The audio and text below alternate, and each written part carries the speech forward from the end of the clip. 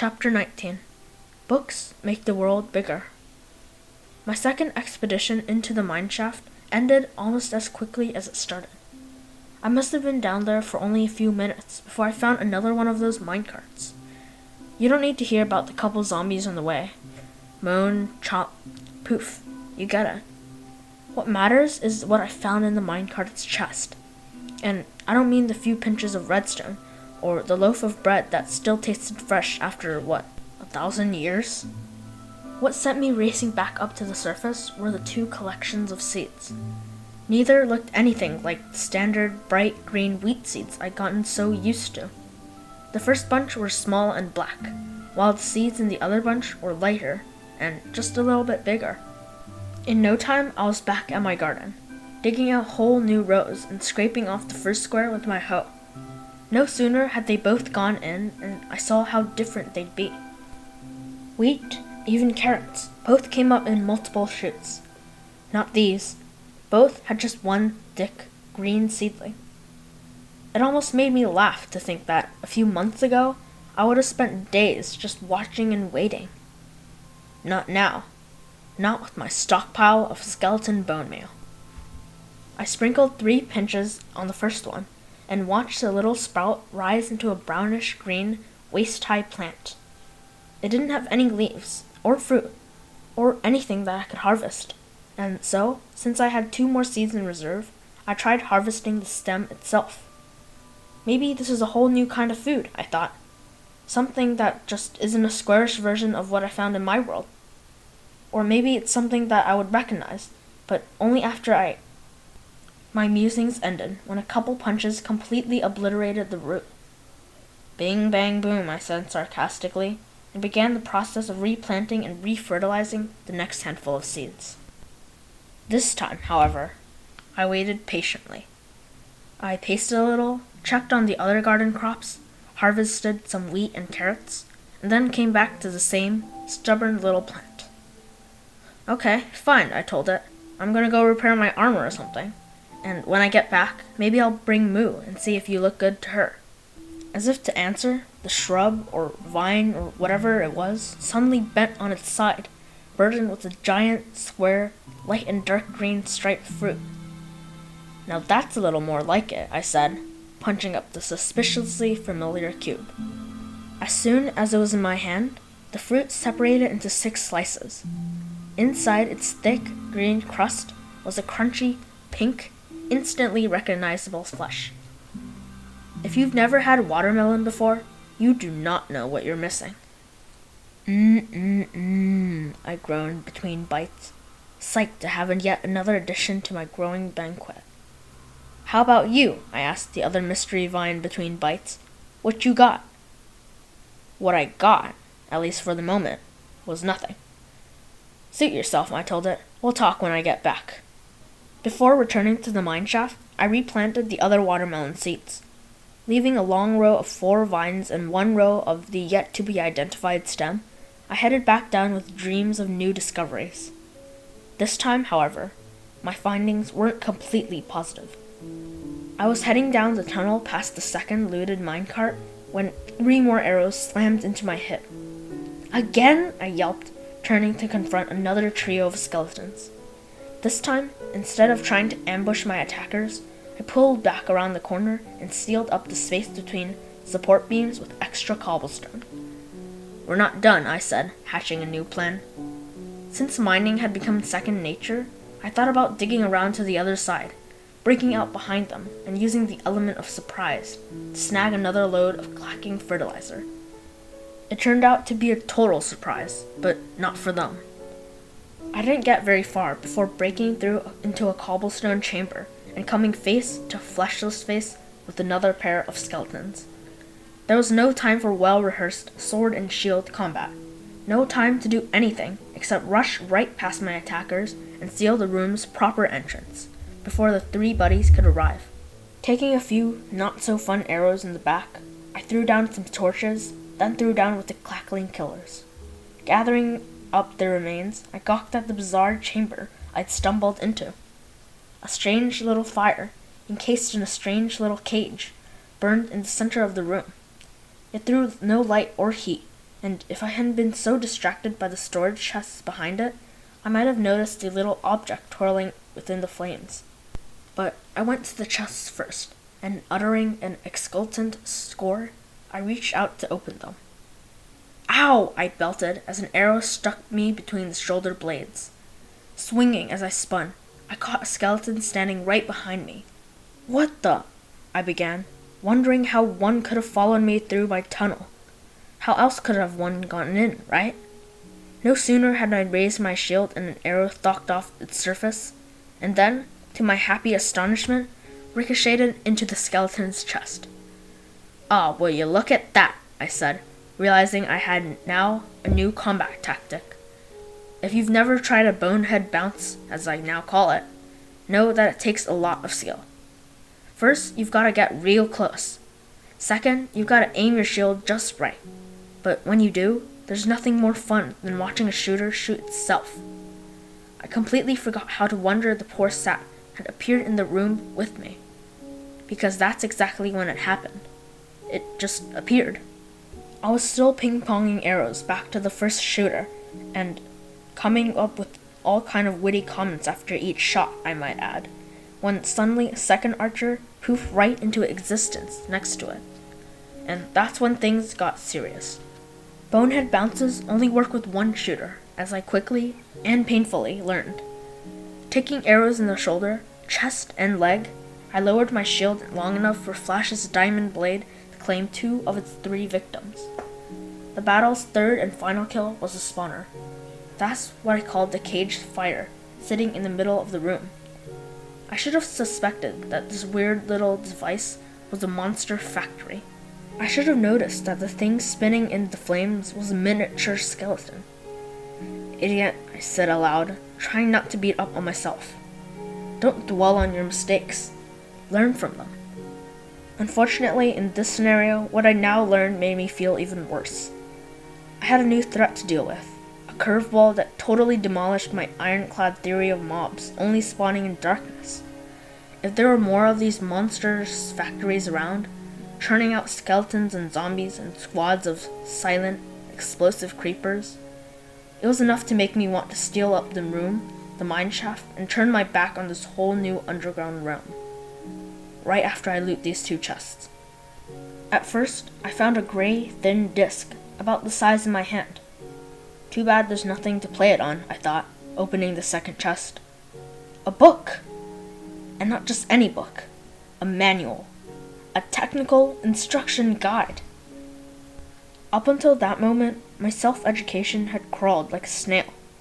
Observation, experimentation, and lucky, or sometimes dangerous accidents had been my process. No more. With those delicate pages, I found a ready-made teachings, just waiting to be absorbed.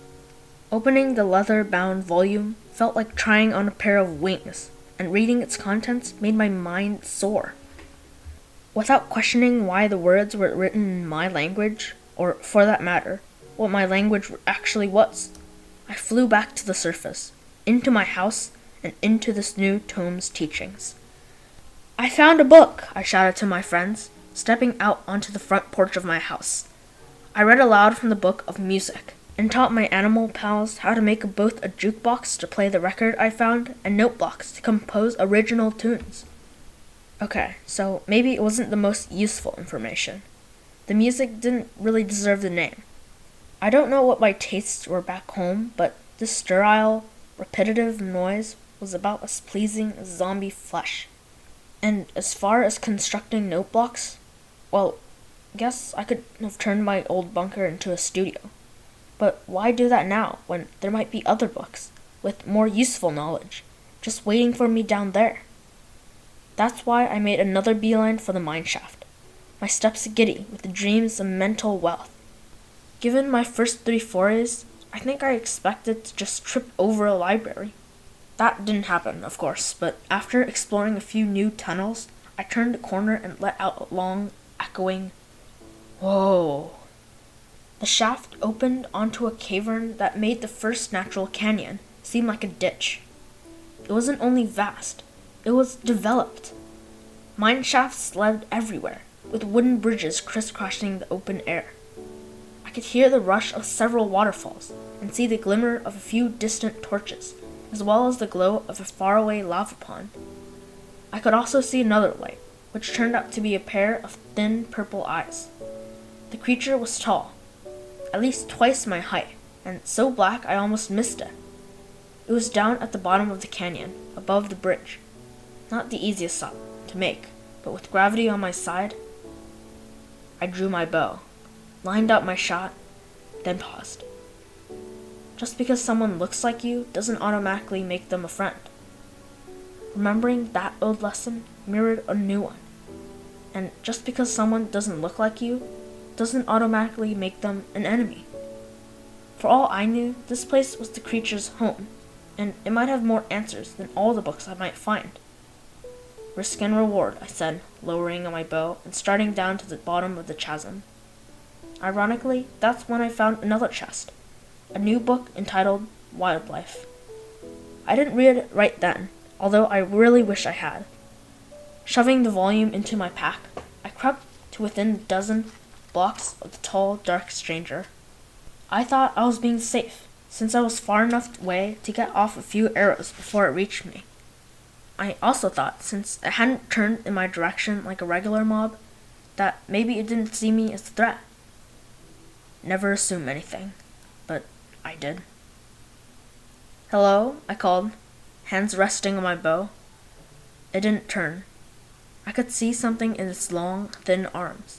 A block of stone? "Hello," I called again. No response. I was about to step closer when the creatures just happened to turn in my direction. Our eyes met. Gah! A chilling rasp, blinding speed. And I really mean blinding. 1 minute it was far away, and the next, whoosh, right in my face, knocking me back, bending armor and cracked ribs. The breath rushed out of my lungs, and my bow flew away from my hand. Gah! I rasped again, with another near-fatal blow. There wasn't time to do anything but bolt. I tore across the chasm floor, aiming for the nearest light, a torch at a nearby mineshaft. Another blow, another raspy scream, and I was through. Nearly dead and shaken to the core, but saved by the ceiling crossbeam that wouldn't let the tall super beast enter. Dazed and confounded, I asked, "What did I say? What did I do?" "Yeah," the being answered, butting up against the beam. "This?" I asked, holding up the book. "Did I steal your book?" "Yeah." "Here," I said, dropping the book as close to it as I could. "Take it." But it didn't take the book, or calm down. "What then?" I asked, snatching out to retrieve the manual. "What's the problem?"